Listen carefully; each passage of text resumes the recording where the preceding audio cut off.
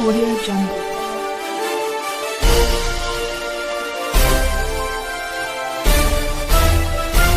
Audio Jungle. మళ్ళీ వాళ్ళు confuse చేస్తారు.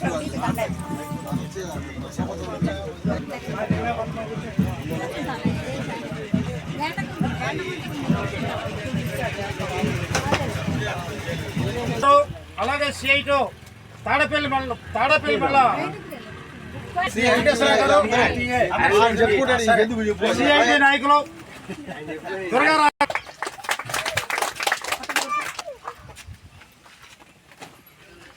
కార్మిక పోరాటాలు కార్మిక సంస్థలు పరిష్కారంత వరకు సంస్థ పరిష్కారం వరకు వదలం కార్మిక సంస్థ లాలి కార్మికుల ఐక్యత రోజు కార్యక్రమాన్ని మన ఈ కార్యక్రమానికి వచ్చినటువంటి నాయకులందరికీ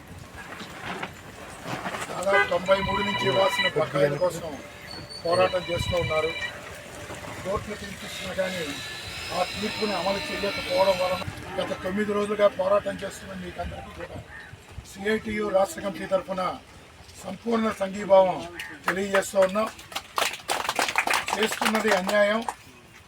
మనకి ఇవ్వాల్సిన బకాయిలు ఇవ్వకపోవడం వలన కోర్టు తీర్పు ఇచ్చిన తర్వాత అవసరమైతే ఈ ఏసీసీ యాజమాన్య భూములు అమ్మేనా వడ్డీతో సహా మీ బకాయిలు చెల్లించాలని చెప్పి ఈ గుడిసెల్ని అక్రమంగా మున్సిపల్ కమిషనర్ తొలగించడం అనేది అన్యాయం.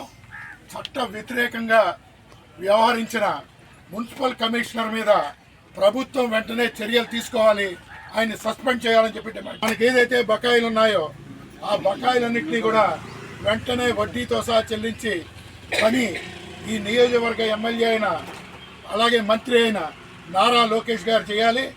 ఇచ్చిన హామీని మా ఫ్యాక్టరీ ఈ ఫ్యాక్టరీ 32 సంవత్సరాలు మూసేసి 170 మంది కార్మికులు చనిపోయారు. అనేక పోరాటాలు చేశాము. మేము మీకు ఏం హక్కు ఉంది, మేము డబ్బులు ఇవ్వడానికి హక్కు తెచ్చుకోమని చెప్పిన తర్వాత మేము కోర్టులకు వెళ్ళాం. కోర్టు నుంచి ఆర్డర్ తెచ్చుకున్నా కానీ మమ్మల్ని పట్టించుకునే నాదులు లేడు. 170 మంది కార్మికులు చచ్చిపోయారు. అనేక మంది రోగాల పాలై హార్ట్ ఆపరేషన్ చేసుకున్నారు. అలాగే దీర్ఘవ్యాధులతో బాధపడుతున్నారు.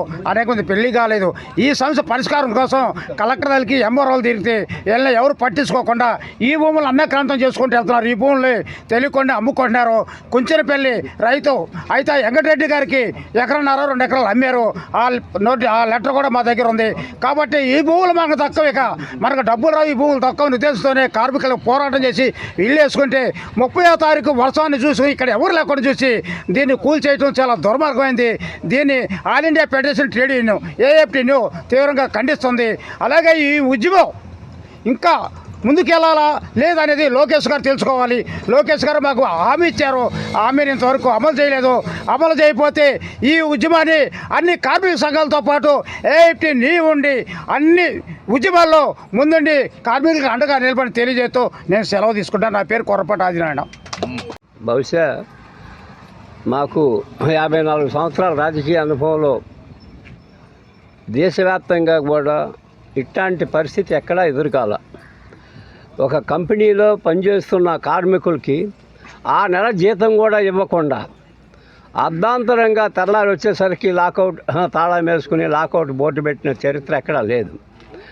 రెండోది వాళ్ళు లాకౌట్ వేసుకోవడం తప్పు. దాన్ని వచ్చిన ప్రభుత్వాలు ఏ ప్రభుత్వాలు కూడా ప్రశ్నించి ఎందుకు అక్రమ లాకౌట్ చేసావు, వాళ్ళ సమస్య పరిష్కరించమని చెప్పి ఈ 32 సంవత్సరాల్లో ఏ ప్రభుత్వం కూడా ప్రశ్నించిన పరిస్థితి లేదు. కోర్టులు మన వాళ్ళు పడ్డ కష్టాలు వర్ణించడానికి వీల్లేని పరిస్థితి. కోర్టులకు వెళ్ళి కోర్టు తీర్పు తెచ్చుకున్నప్పటికీ ఆ తీర్పును కూడా అమలు జరపని పరిస్థితి. ఇవాళ కోర్టు తీర్పు ధిక్కారణ కింద ఉన్నతమైన అధికారులందరూ కూడా నేరస్తులే. వాళ్ళందరినీ కూడా ఈ కంటెంప్ట్ కోర్టు కింద వాళ్ళ మీద వారెంట్ కూడా ఇవ్వాలని చెప్పి మేము ఈ ప్రభుత్వాలకి తెలియజేస్తున్నాం. 32 సంవత్సరాల నుంచి ఎంతమంది చనిపోయారు? 170 మంది చనిపోయారు. అర్ధాంతరంగా చదువులు ఆపేసిన వాళ్ళు, పిల్లలు పెళ్ళిళ్ళకి వస్తే పెళ్ళిళ్ళు చేయలేని ఇబ్బందులు పడ్డ కుటుంబాలు, ఆరోగ్యం బాగోకపోతే వైద్యం చేయించుకోలేని పరిస్థితిలో బాధలు, పస్తులుండి మంచినీళ్ళు తాగి పడుకున్న పరిస్థితి ఏసీసీ సిమెంట్ ఫ్యాక్టరీ కార్మిక కుటుంబాల్లో చూస్తుంటే వాళ్ళ గనక తెలుసుకుంటే కళ్ళమ్మటి నీళ్లు కారుతుంది. ఇట్లాంటి దీనస్థితిలో ఈ రోజు ఉన్న పరిస్థితి మంది. ఈ ఎన్నికలకు ముందు నారా లోకేష్ బాబు గారు మన సమస్యల్ని తెలుసుకుని నేను పరిష్కారం చేస్తానని చెప్పి వాగ్దానం చేశారు. సంతోషం. ఇప్పటికి 6 నెలలు గడుస్తుంది. అనేక సార్లు మన వాళ్ళు కలిశారు.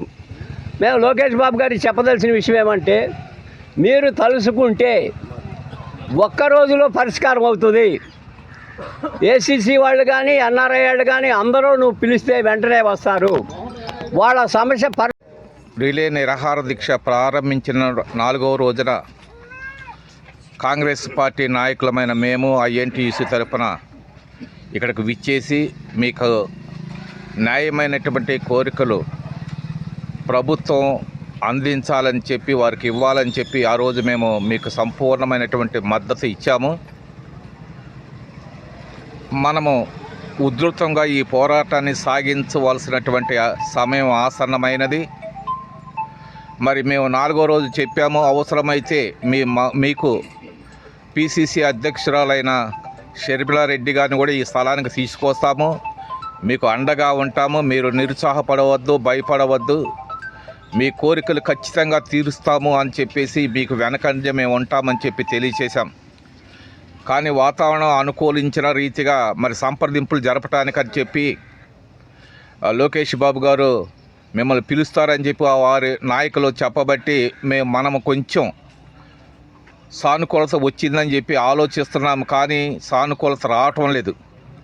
కాబట్టి ఆ సానుకూలత వచ్చేంత వరకు మీరు పోరాడండి, మీ వెనక మేము ఉంటాం అంతే. ఈరోజు సిఐటి నాయకులు కూడా ఆంధ్ర రాష్ట్ర నాయకులు వచ్చారు.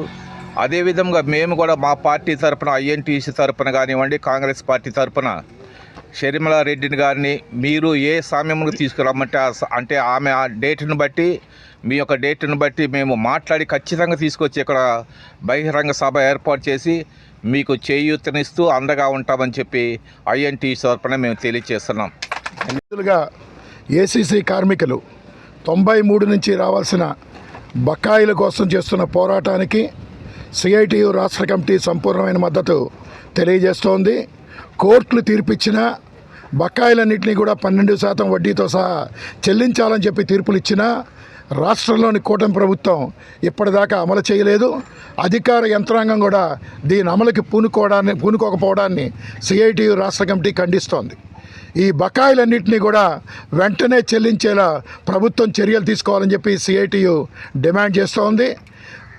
ఇచ్చిన హామీ అట్లాగే కూటమి ప్రభుత్వం లోకేష్ గారు ఇచ్చిన హామీ అమలు చేయకపోవడం వల్ల, అట్లాగే కోర్టు ఇచ్చిన తీర్పులు కూడా అమలు చేయకపోవడం వల్ల ఇక్కడ కార్మికులు వేసుకున్న గుడిసెల్ని ఇక్కడ మున్సిపల్ కమిషనర్ చట్ట వ్యతిరేకంగా ఈ ప్రైవేట్ ల్యాండ్లో వేసుకున్న గుడిసెల్ని కూల్చేశారు. ఈ కూల్చివేతలకి అవసరమైన నష్టపరిహారాన్ని కార్మికులందరికీ కూడా చెల్లించాలి. చట్ట వ్యతిరేకంగా వ్యవహరించిన మున్సిపల్ కమిషనర్ మీద చర్యలు తీసుకోవాలని చెప్పి సిఐటియు డిమాండ్ చేస్తోంది. ఇప్పటికైనా రాష్ట్రంలోని కూటమి ప్రభుత్వం ఇక్కడ ఎమ్మెల్యే నారా లోకేష్ గారు వెంటనే జోక్యం చేసుకుని వెంటనే వీళ్ళందరికీ ఇవ్వాల్సిన నష్టపరిహారాన్ని చెల్లించేలా ఏర్పాట్లు చేయాలని చెప్పి డిమాండ్ చేస్తున్నాం. లేకుంటే కనుక భవిష్యత్తులో మరింత పెద్ద ఎత్తున ఏసీసీ కార్మికులు ఉద్యమిస్తారు.